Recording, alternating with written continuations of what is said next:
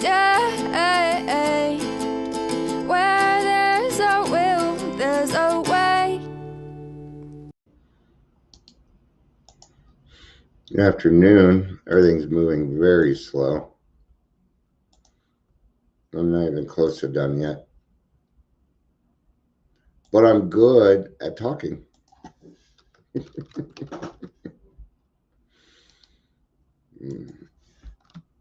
funny, I ran the noon meeting today, and yeah, I've run a lot of meetings, man. It's second nature for me. So I don't have a problem. I don't get nervous, things like that. But you know, as if you're a chairperson,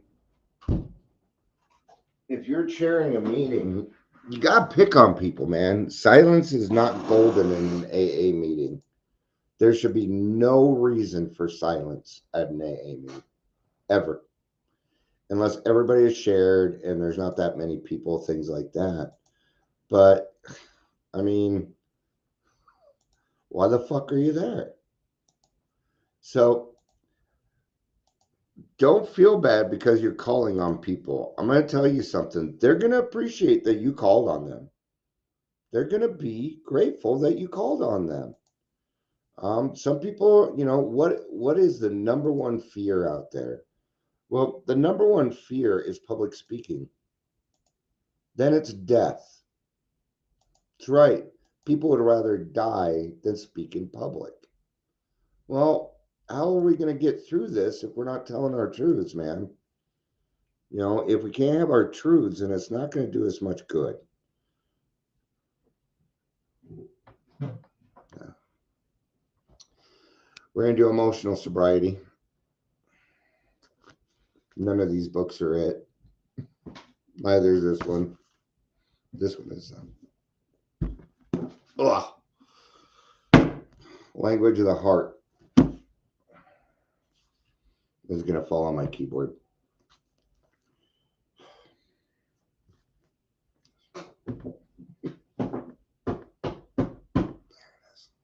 Put away.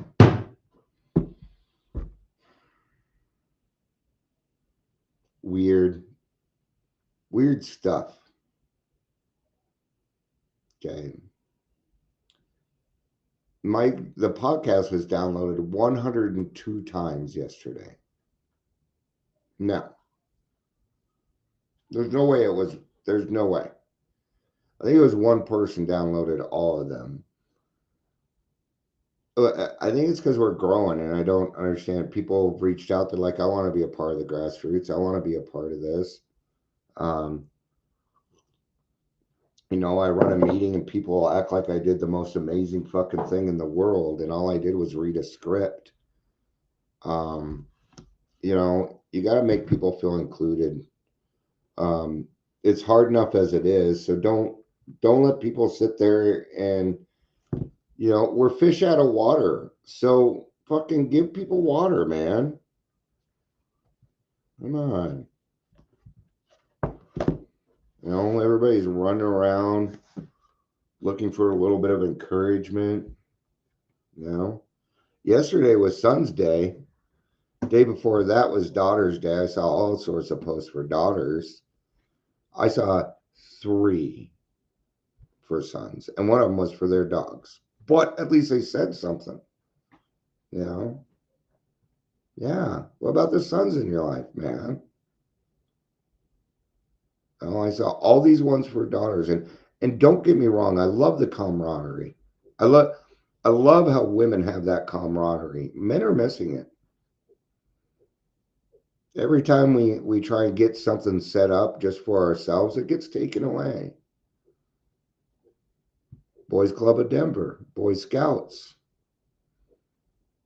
Yeah. Those are all personal opinions, by the way. Yeah. But we're not going to do any more of those. I could continue going, but nah. All right. Well, we had one person, but we're going to go ahead and get to the topic. Welcome. to Daily Trudge. My name is Dion. It's funny because it looks like I'm getting more popular, but then I come on and oh, whatever, it doesn't matter. My take a lot of what I'm saying with a grain of salt today. I just I'm not in a bad mood, but I'm not necessarily in a good mood either. Broncos won. It was a good game. So had a great meeting. I got a good friend with a birthday today. My grandkids are over. I mean, everything's going Dion. So I really don't have any reason to complain. Let's get to the next frontier, emotional sobriety. This was written in January 1958 by Bill W. It says here, this article is the substance of a letter Bill wrote to a close friend who also had troublesome depressions. I have troublesome depression. I do. I will let you know just real quick again that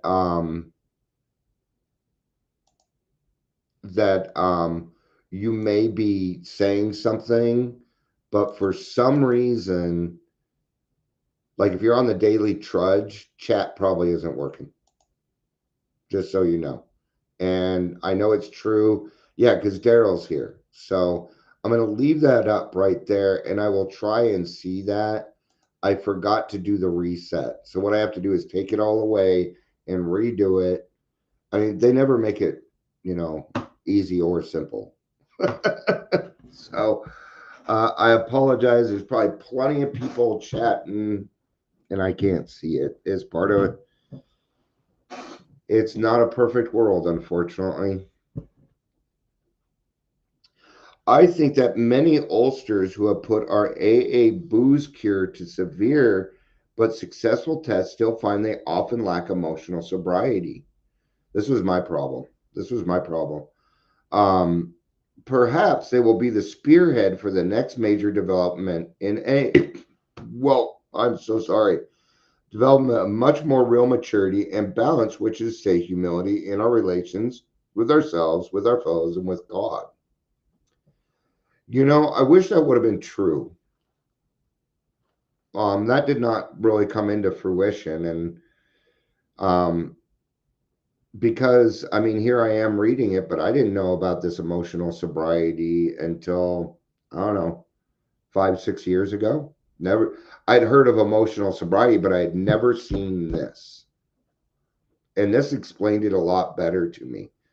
Um, we have a lot of different ways about emotional sobriety, but here we're talking about the other mental illnesses that come with alcoholism. Depression is one of them.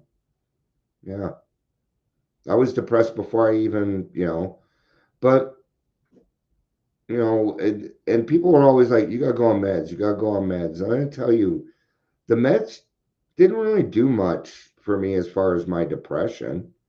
Maybe they stopped me from killing myself, but I was never a depressed person that wanted to commit suicide, right? I did, however, did have the thoughts of would life be better if I wasn't here? I've had the thoughts of I want this pain to end. You bet. In sobriety. In sobriety. Okay? I've stood on corners and yelled at nobody. Talking to myself on a street corner. Yeah, during an AA convention. I was at an AA convention. So I really had to get down to those causes and conditions to find out what my triggers were, because I was the one allowing that to happen. Those adolescent urges that so many of us have for top approval, perfect security, and perfect romances, urges quite appropriate to the age of 17, proved to be an impossible way of life when we were at the age of 47 or 57. I mean, I think that's pretty clear cut. But yeah, those adolescent urges. Well, what was it? I started drinking at 13, and that is where I was emotionally stunted. We got there's a lot of people showing, or several people showing up. I'm just going to reiterate, chat isn't quite working.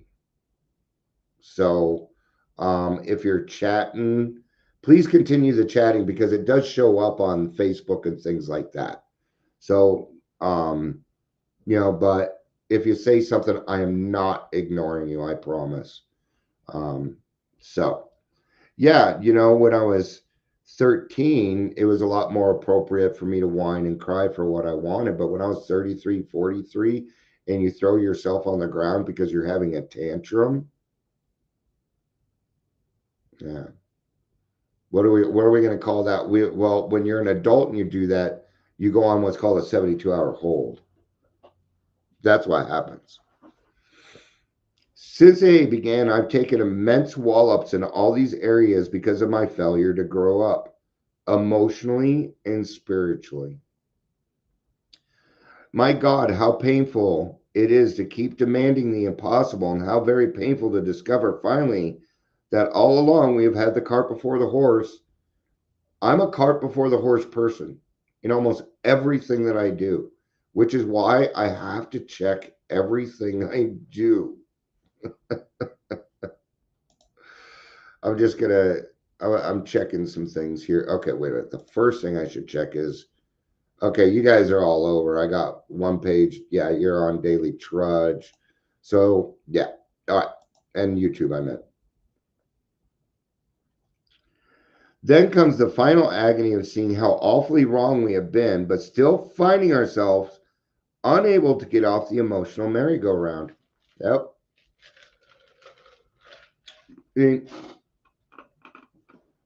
Part of my problem was I so much wanted, and to this day I still want it. I want my feelings to be facts. They're not, but I want them to be. I want them to be. There you go. There you go. Looks like YouTube's working as far as chat goes. So the link to YouTube works. Okay. That just well, what it could be is that they accused me of another sexual video. So the chat may be cut off because I'm on restriction. Yeah. They really don't want me talking. And I don't know who they are, but it seems to be. All right. But back to and this is, even that stuff's emotional sobriety. You bet. How I handle myself on it. How to translate a right mental conviction into right emotional result and so into easy, happy, and good living. Well, that's not only the neurotics problem, which is me, it is a problem of life itself for all of us who got to the point of real willingness to hew to the right principles in all of our affairs. It could be frustrating. My PTSD came with its own set of denial. Aside from alcoholism, it came with its own set of denial. I was not willing to look at it at that point. And then I became willing to look at it. And even then, it's taken me years. I'm 8 years sober, and my nightmares went away about 2 months ago, 3 months ago.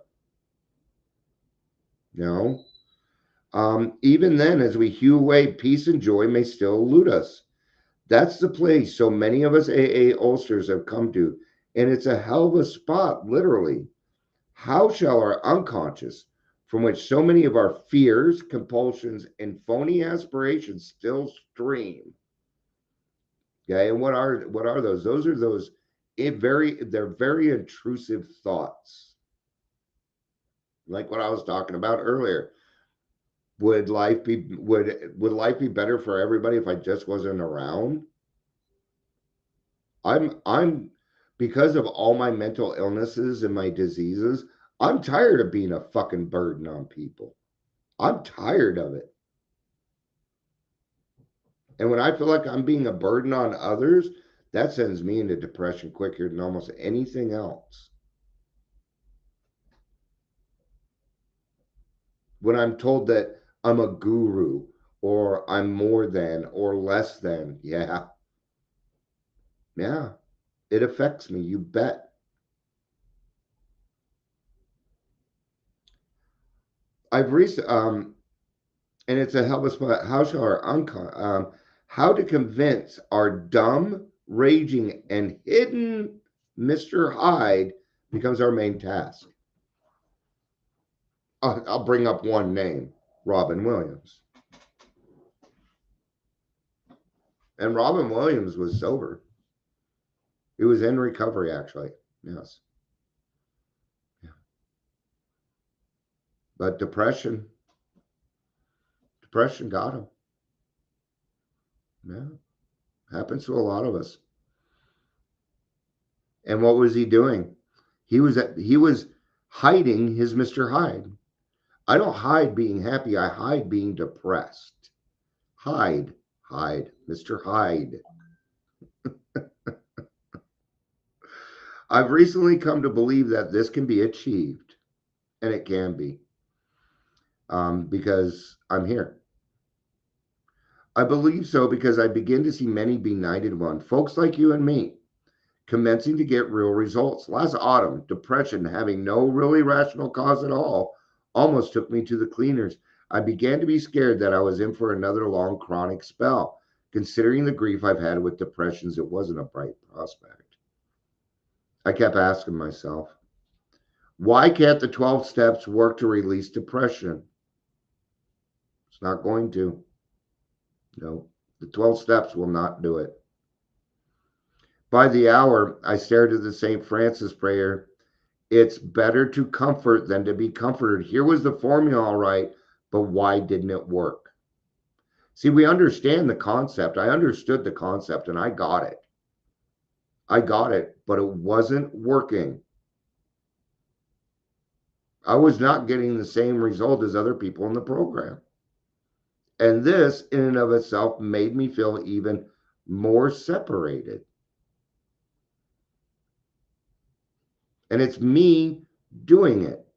And that makes it harder.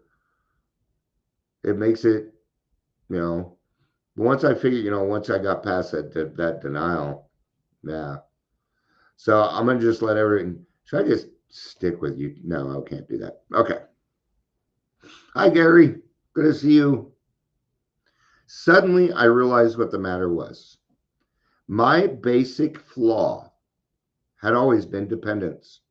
Me. Yep. I still do it with my wife to this day. It's hard, man. She's my body double. There's some days if she's not around, I don't know what to do. I'm getting better at it, okay, because I'm becoming less dependent upon her. And that means emotionally, physically, mentally, and spiritually. That's what that means, right? So almost absolute dependence on people or circumstances to supply me with prestige, security, and the like. Humans can't provide security in that sense. Not for depression. That's gonna be a tough ask, man. It's gonna be a tough ask. Um, and then failing to get these according to my perfectionist dreams and specifications. I fought for them, and when defeat came, so did my depression. It says we're not supposed to fight, but there is a fight here, and it's a fight, right? So the answer is coming up here. The answer is coming up. There wasn't a chance of making the outgoing love of St. Francis a workable and joyous way of life until these fatal means dead, and almost absolute dependencies were cut away. Okay. Now, as an alcoholic, I'm instilled with something called going to the extremes. Yeah, food ain't gonna fix depression either. Nope.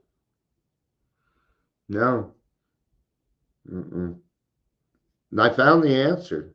It's coming up in the next paragraph here. But first, I had to cut away these faulty dependencies. How am I going to do that? 4, 5, 6, 7. Take a look at everything going on. Okay, I have this person. Okay, is this a give and take relationship? No, I'm kind of expecting something from this. I am? Okay, this is a dependency. That's a dependency. Well, what are these people? Well, they're human, and what are they going to do? They're going to make mistakes. What a great setup to drink. So, what are we at here? Well, we've got a mental illness combined with a very deep habit.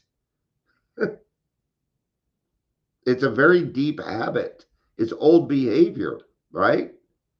Well, didn't we ask God to, we found out that no human being out there could get us sober or help us with our overeating addiction. Yeah, thank you, Daryl. That's what I was trying to get to. Thank you on that. Much better word. Yeah, fighting is a perspective. It wasn't a fight in the sense where it says not to fight it, not to fight anything or anybody. So, much better word, right? All right, because I had over the years undergone a little bit of spiritual development. Sure, he has. You have too. I had too. See, that's what I couldn't understand. Why is this? Why the fuck is this happening to me right now? I'm supposed to. I've got 2.5 years of fucking recovery, man. I've been doing this thing for a long time, and suddenly everyone's the enemy, and I can't. I don't know my ass from my head anymore.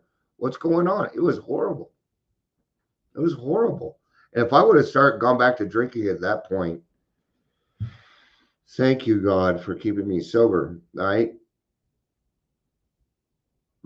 If I would have been drinking, I probably would have killed people.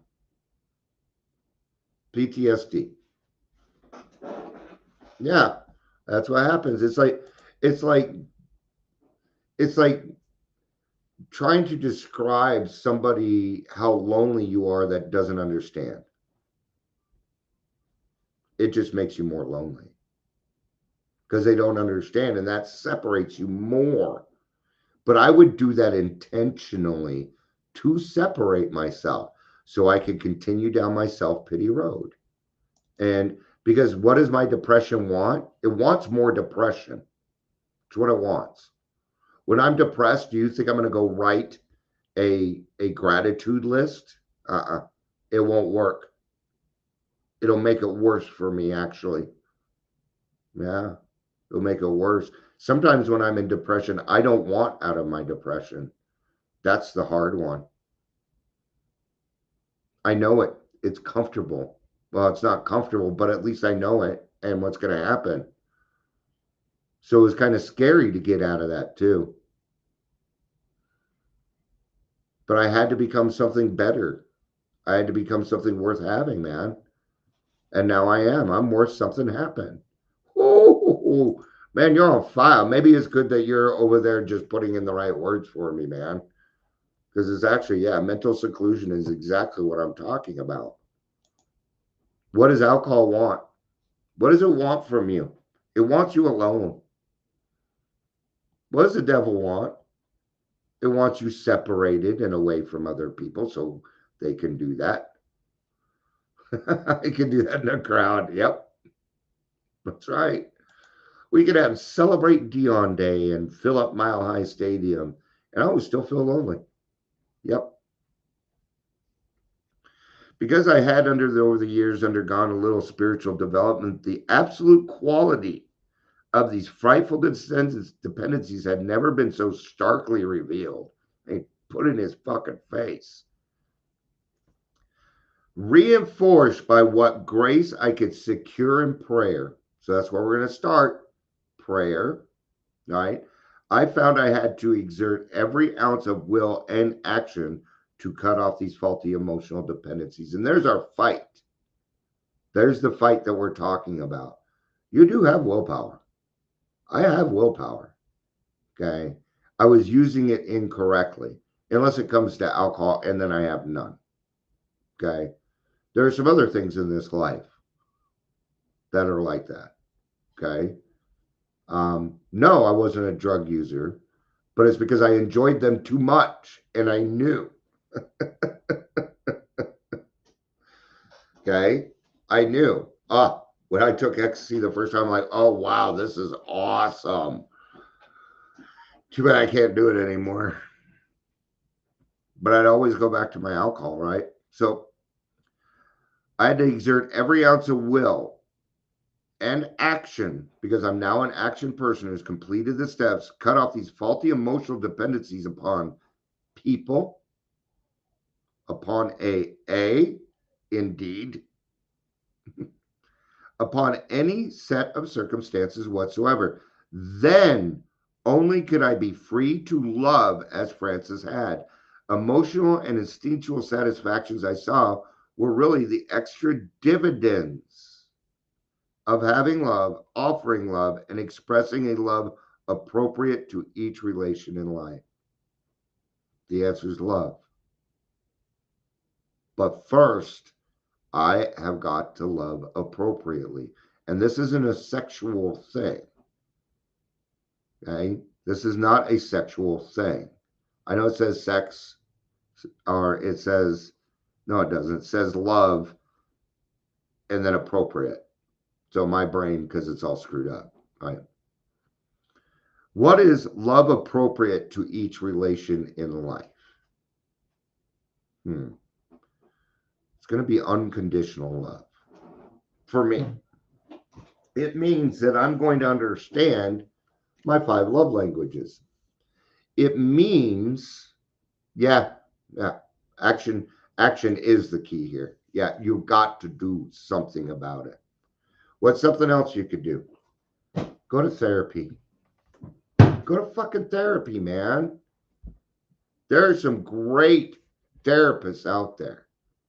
You may have, I know, I'm a bad therapist. No, you were honest with your therapist.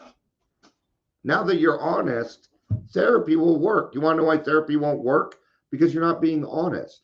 Therapists do not solve your problems. You do.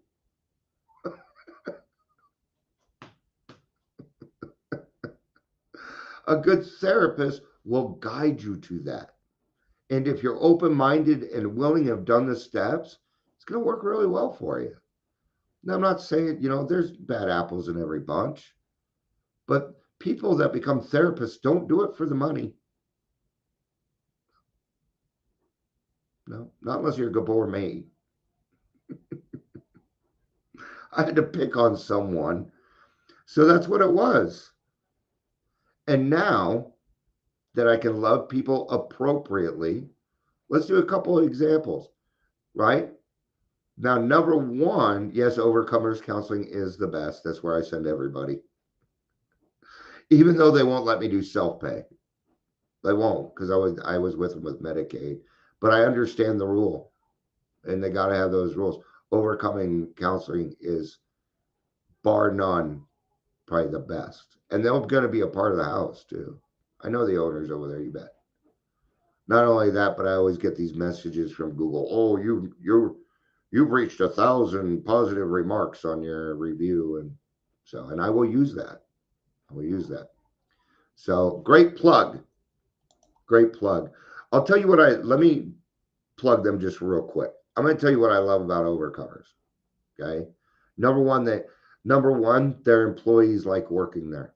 That's your first indicator for a therapist. Okay. You can make it in this field. Number two, what you do is you go to the website and they give you options and you say, this is what I'm looking for. And then they bring back several and you choose. And I think it's awesome. I want to do the same thing with sponsorship. Would that be nice? Hey, you know what? Here's a page where these are just AA members that are sponsors. We put it right on the website. Yeah, we put it in WhatsApp under a thing, and so it's nice and secure. Yeah. Great company, Daryl. Great company. Of course you can.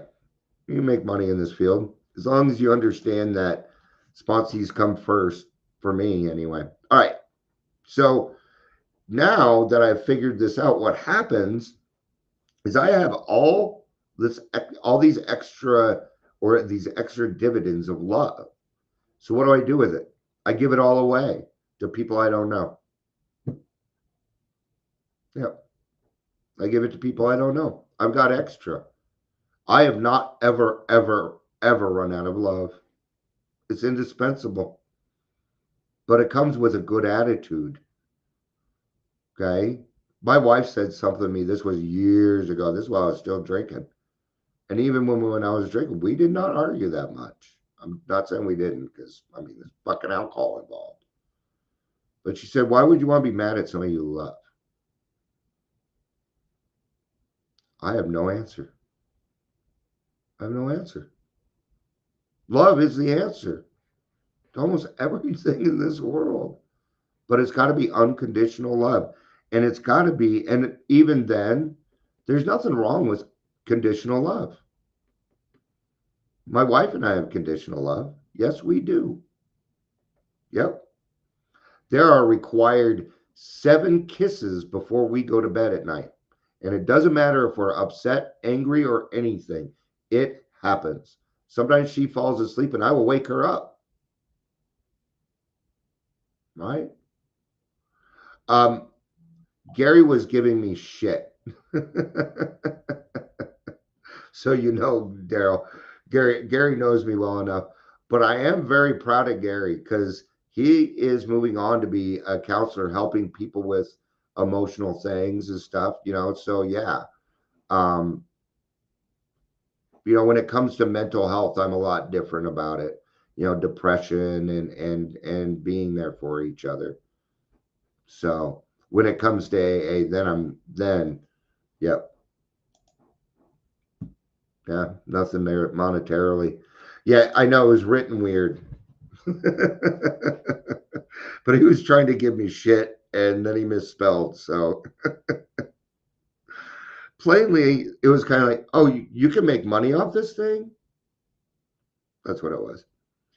Plainly, I could not avail myself of God's love until I was able to offer it back to him by loving others as he would have me.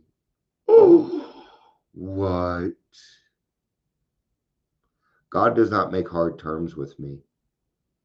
And therefore, I do not make hard terms for. There are no terms. Well, there's one term, you got to be willing. But if you got into me, I'm the last block of the house. If you've gotten to me, shit's bad. Shit's really bad. Right? But I couldn't do it until I could learn how to do it myself. You cannot transmit something you do not have. Oh, there we are. Okay.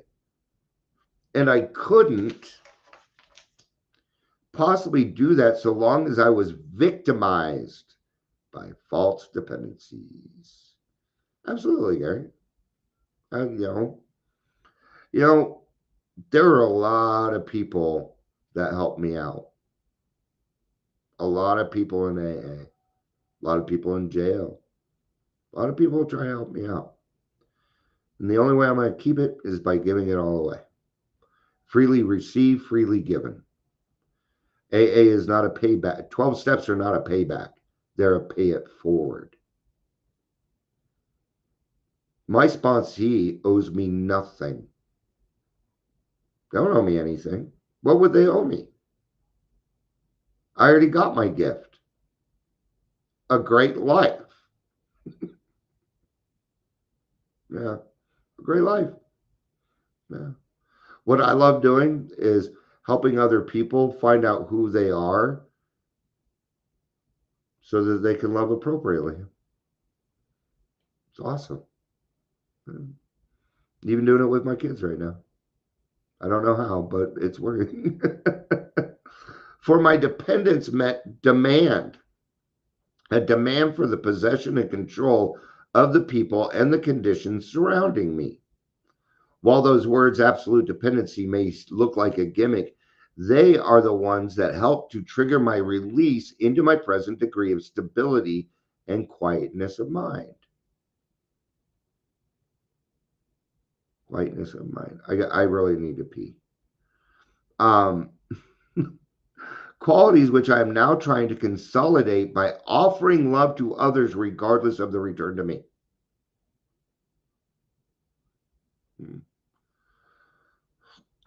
Excuse me. And Daryl, I see that it's just going to take me off topic, but I'm going to get to it. And that's a great question. You know, I believe that step 9 is about justice, and the reparations are probably kind of up to them, the person. Um, so it's really great. It's gonna knock me off. This seems to be the primary healing circuit, an outgoing of love of God's creation and His people, by means of which we avail ourselves of His love for us. It is most clear that the real current can't flow until our paralyzing dependencies are broken, and broken at depth. Only then can we possibly have a glimmer of what adult love really is. I tell you, even most adults that they still, yeah, no, you know, but for me, it shouldn't matter, because it's about what am I doing in this, right? Spiritual calculus, you say? Yeah, not a bit of it. Watch any AA of 6 months working with a new 12th stepper case. If the case says to the devil with you, the 12th stepper only smiles and turns to another case. Yeah. Yeah, Gary, Daryl gets it. Yeah, he gets it. And that's the thing about chat. It is not communication, it's convenience. So, but I know you guys well enough that I know when you're giving me shit.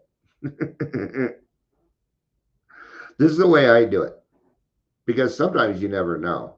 So I take it as shit giving first. That is going to be my first assumption, because there's going to be an assumption, right? And that you're giving me a hard time. That's where I'm going to go first when it comes to reading stuff, because I always take it wrong. I always take it wrong. And I show it to my wife, and she's like, nah, yeah, I think this is what they're saying. I'm like, okay, all right. Hi, Amber. Good to see you. Good to see you. Um, if the case says to the devil with you, the 12th stepper only smiles and turns to another case, he doesn't feel frustrated or rejected. If his next case responds and in turn starts to give love and attention to other alcoholics, yet gives none back to him, the sponsors are happy about it anyway. I watch this happen all the time. Oh, I have a sponsee, and he does a lot of stuff without me. What? He went and got a life? He is not tied to me. He doesn't owe me anything. No. What I am excited about is the fact that he turned into a man worth having. Now he's got this beautiful girl in his life. Doesn't surprise me a bit. Yeah. Yeah.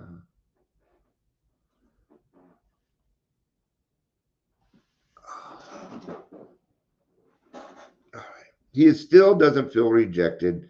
Instead, he rejoices that his one time prospect is sober and happy. And if his next following case turns out in later time to be his best friend or romance, then the sponsor is most joyful. But he well knows that his happiness is a byproduct. You know, the extra dividend of giving without any demand for a return. Yeah. Happiness is something, let's talk about it a little bit. Um,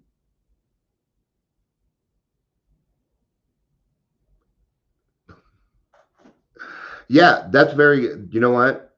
That's a great point, Gary. Because of my PTSD and my depression, um, I will make statements like, I feel like people are picking on me, like directly and things. And they're not. They're not. That's my brain. That's my brain trying to defend itself and go into that survival mode. Survival mode in most cases is just no bueno for Dion, because the thought process is more dangerous. Where it isn't, you know, patience, tolerance, kindliness, and love. So thanks for bringing that up. Yeah, that is correct. They are not synonyms. And happiness isn't for me. I love the happiness is not the goal one. It's in the daily reflections that happiness isn't the goal. Happiness is a byproduct.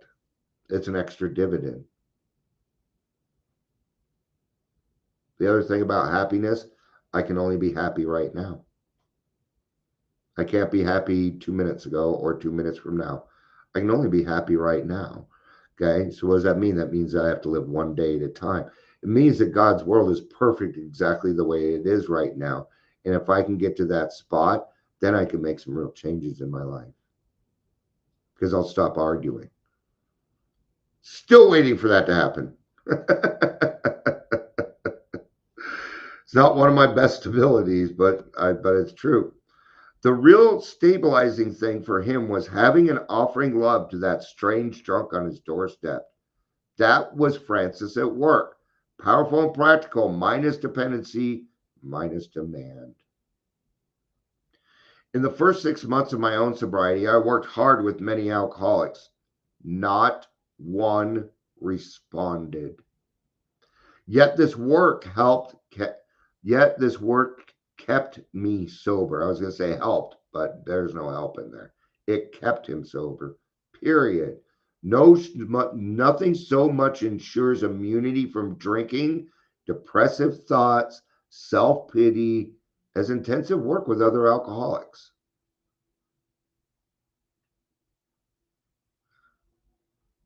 Yeah. And we should make a meme out of that and give it out and get it out there. Because I'm tired of hearing this. You've got to get sober for yourself. It's killing people. It is. So we should make a meme out of that. Just make it, you know. I'm gonna put my finger right here.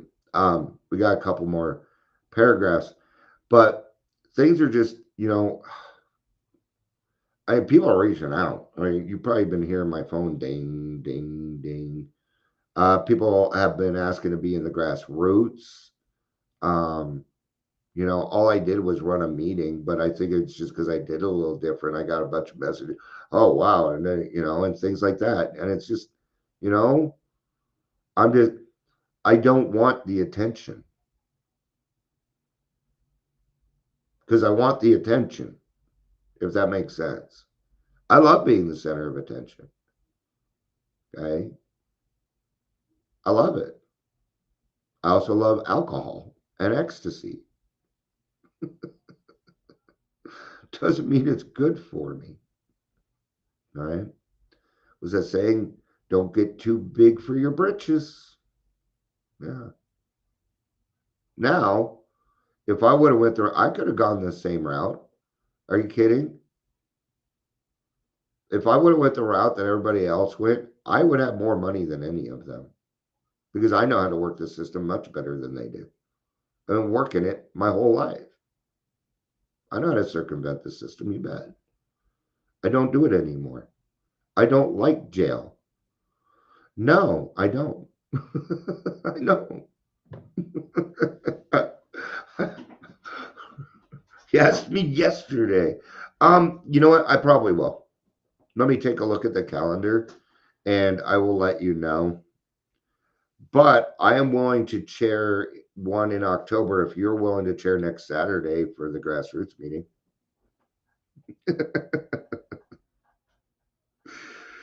I'll look at it. I'll help. But you better tell Em that she better get her ass there because she started it.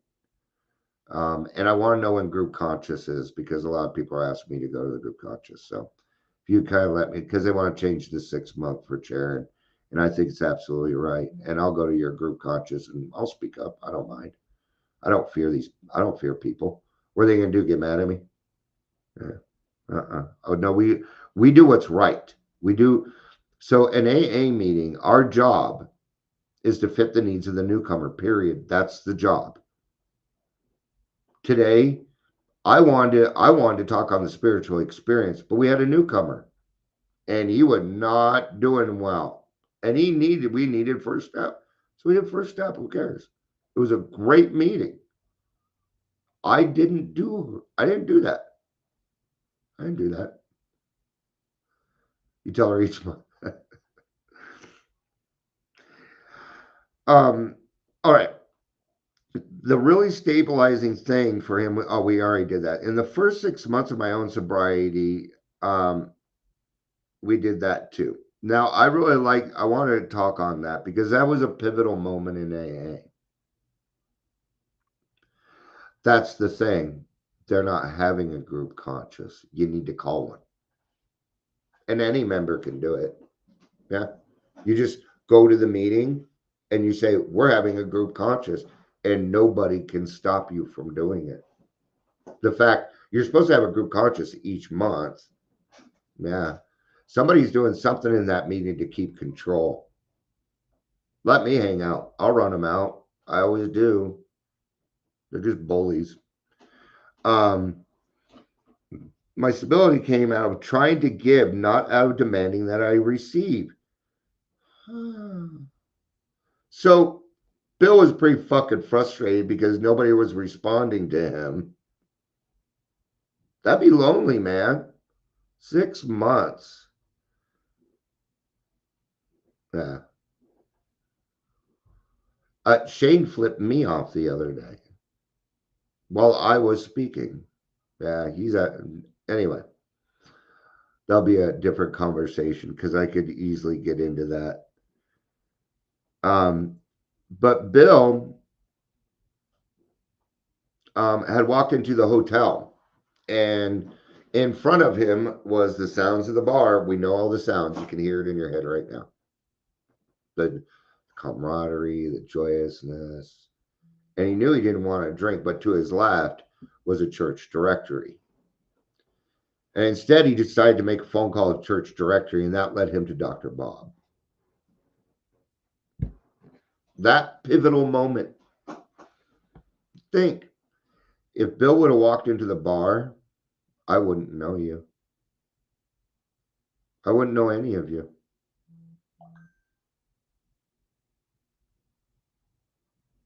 Thank you, Bill. Right. Thus, I think it can work out with emotional sobriety. If we examine every disturbance we have, great or small, we'll find at the root of it some unhealthy dependency and its consequent unhealthy demand. Let us, with God's help, continually surrender these hobbling demands. Then we can be set free to live and love. We may then be able to 12 step ourselves and others into emotional sobriety. Of course, I haven't offered you a really new idea, only a gimmick that has started to unhook several of my own hexes at depth. Nowadays, my brain no longer races compulsively in either elation, grandiosity, or depression. I have been given a quiet place in the bright sunshine. And it's true. I'm not quite to the quiet place in the bright sunshine, but I'm getting pretty darn close. All right. I mean, the big thing with my PTSD was the nightmares. And now that the nightmares have subsided, I don't know if you noticed, but I have more energy. I get more done. I'm up earlier. See?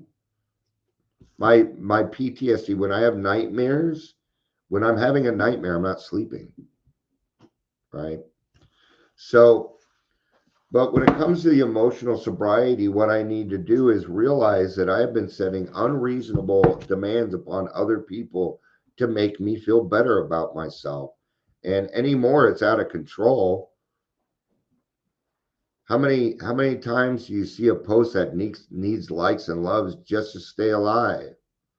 Hey, give me a star so that I get some of this digital money. I need to know that I'm worth something, and you need to let me know. When all you need to really do is go to God and ask. Can't determine your own worth. You can't do that. I am incapable of determining my own worth. I can't see it. I live in it. So therefore I can't do it. right? And understanding that